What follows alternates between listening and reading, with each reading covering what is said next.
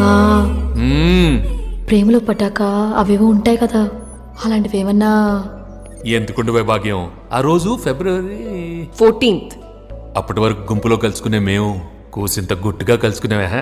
ఇప్పటికే ఆ మూమెంట్ తలుచుకుంటే ఊనుకొచ్చేస్తుంది.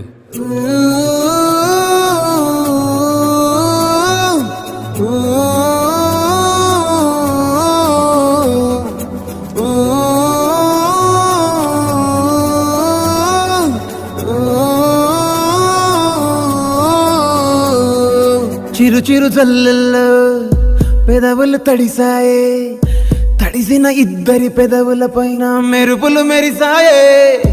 ఉరుముల చప్పుడులో ఉరకలు మొదలాయే, ఉరుకుతూ ఉండే తలపులనేమో బిడియములాపాయే.